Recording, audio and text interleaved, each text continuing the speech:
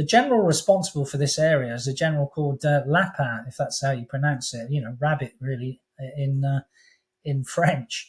He was the guy who really lost all the Kharkiv land, 3,300 square kilometers in 2022 with the Ukrainian counterattack. He's the guy responsible for this. So at some stage, but it would send a bad message. So I don't see it in the next week, but in next month or 6 weeks, he will go. And because of the fact that this has happened on his watch as the theatre commander, and I'm not sure Putin likes the advice he's been given, it would be interesting to see if Gerasimov goes, who I think is the 5th theatre commander, and of course also has been for 11 or 12 years the chairman of the general staff in Russia. So where is the purge going to come? And I think there will be a purge in the Russian military because this is something which shouldn't have happened on both of their watch, and someone is going to be held responsible for that. I mean, that's a really good point, but your sense is this plays into the wider Ukrainian tactic of taking the war to Russia in the same way we're seeing in the Kursk region with the incursion, and now we're seeing it in Moscow with this large-scale drone attack. Well, in terms of their deep battle, I think it now shows that there are 3 types of targets. The first one are the oil refineries, and we have heard some talk in the last week, we don't know if it's true or not, that there was going to be some sort of you don't strike ours and we don't strike yours in terms of oil refineries or electricity generation in Ukraine. So the oil refineries attacks, deep battle attacks by the Ukrainians are working, I think. And we see this by the fact that, again, from the 1st of September to the 31st of December, there's going to be a further ban on gasoline exports from Russia. So the oil refineries is the first deep battle target. The second one, which the Kursk incursion helps with, is the airfields. So, trying to knock out the airfields in the west of Russia, which host the aircraft which are targeting Ukrainian cities. And that is why, for example, that airfield, the Olenya airfield in Murmansk, was attacked on the 25th of July. And the third one is, Moscow is the capital city, and therefore it's iconic. If you infuse that vulnerability there, then that is going to have an impact at some stage. Now, that doesn't mean that, I've often said that there's an eroding stalemate. It's pretty slow erosion at the moment. Some stage there is likely to be a landslide. It's very, very difficult to see when that landslide will be. What I would say about the Kursk operation from a political level at the moment for Putin is that, of course, they've not defined it as a military operation from their perspective.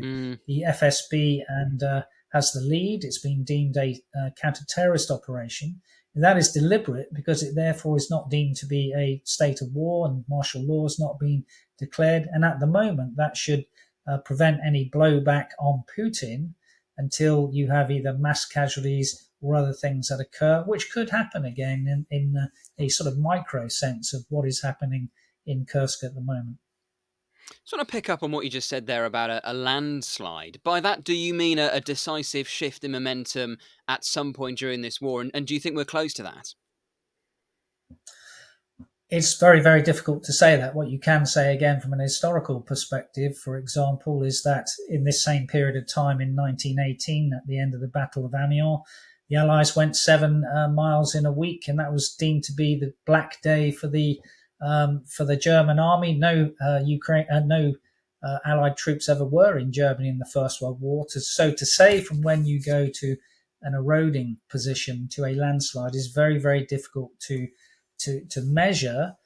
I've often said that there are 3 variables here that we look at. Firstly, are the population fed up and therefore want a change in their political polity? And I think one of the interesting things about the Kursk incursion has been how benign the Russian population have been. They just don't seem to be that bothered by the Ukrainian incursion. Neither do they seem to be up in arms about Putin. Now, if they haven't got services, then that might come to fruition. And one of the things that the Ukrainians might be trying to do is to make sure that there's no electricity passing across that region to Belgorod. And therefore, if you've got no electricity in that region and the lights go black or the lights go out, that can have an impact on the people. And I think the interesting thing from the Kursk thing, again, this plays into the fact that it's deemed a CT operation and the fact that it's in Russian territory means that conscripts can be used because although they can't be used abroad, they can be used in Russian territory. Now, the conscripts, should they be used, are pretty badly trained. And if you have a large number of body bags occurring, then you do get into this aspect of potentially the mothers of Russia kicking off, which happened, of course, in the Afghanistan war. But the will to challenge the regime from the population and the mothers has not been there at the moment. There's been no divide and rule there. So let's take the population aside from that one. The second thing we always say is that the army might revolt, as they did in the First World War, which led to the Treaty of Brest-Litovsk, of course. We're not really seeing that at the moment. Could be again, because you will see, I think, when we get on to the tactics of Kursk, that there's going to be more bad news for Russia. And the third aspect, of course, is if the political polity or the elites defect around Putin. But at the moment, the elites aren't defecting around him. They stayed with him largely after the Prigozhin sort of march on Moscow, and most of them are culpable in the war anyway. So everything at the moment looks manageable from a Russian perspective as we stand on the 18th day of this incursion. What, from a military perspective, is unusual is that although Ukraine achieved surprise, which we always say can have a force multiplier of 3 times its worth in combat terms, that surprise normally dissipates between 1 to 3 days. Here we are on day 16, and they still seem to be going forward, and that surprise has not decayed. So that's unusual. So the Russian response has not been vigorous as you think it might be or should be. I mean, what would you do if you were General Siersky and you're thinking, okay, we've taken this territory in Kursk. Do we try and consolidate that, or do we, at some point in a few weeks' time, tactically withdraw and then launch further cross-border raids into Russia? Well, again, some of the analysis, I think, has been sort of way off mark early on in terms of saying this is a gamble. It is not. It's a risk. But with a risk, you can always recover from a risk in the way that you can't recover from a gamble. So again, in terms of my analysis of this, I never really saw the Ukrainians doing a season hold operation of everything that you see marked on a map. And that is because ground has no value by itself. So to quote the figures, for example, which we had from yesterday, which was that the Ukrainians had captured 1,263 kilometers square and 93 settlements. That is meaningless in terms of ground, because it's the relationship between ground enemy time and space, which is the important thing. And from a defensible perspective, you look at what is vital ground and key terrain, i.e. that is ground that you can defend. So there was never going to be a season hold of everything that's turned blue on the Russian side of the border. And if the ground becomes important, you're then going to have a season maintain where the key terrain matters to you and that you can adopt a bastion defense.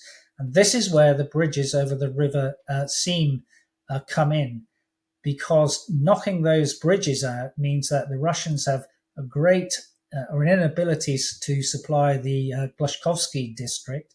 And it's that which means that even though they sort of may have put some pontoon bridges up, which the Ukrainians have already destroyed one, it seems that you're getting to a blitzkrieg type concept of the cauldron, a pocket where 3,000 Russian troops may be on the wrong side of that river, with potentially a double envelopment from the Ukrainians.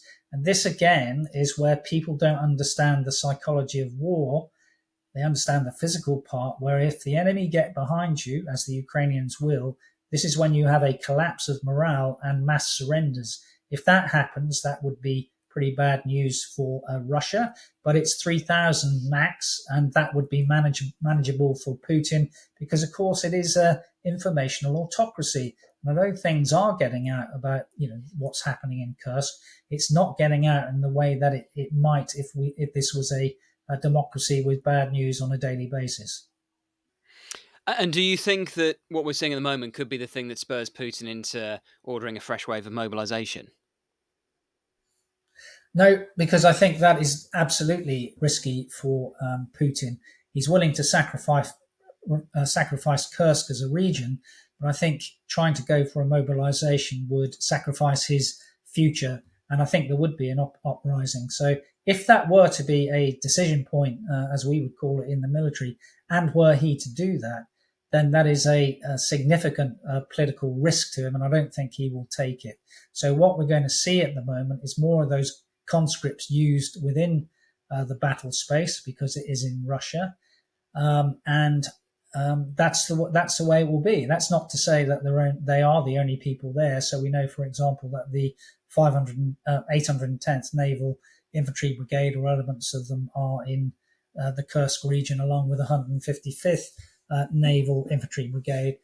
So there's a risk of using the convicts, and there's a risk of mobilization. There's less of a risk at the moment of using the convicts than there is of mobilization. Thank you for watching Frontline for Times Radio. For more on global security and the war in Ukraine, you can listen to Times Radio, take out a digital subscription to the Times, and click subscribe on our YouTube channel.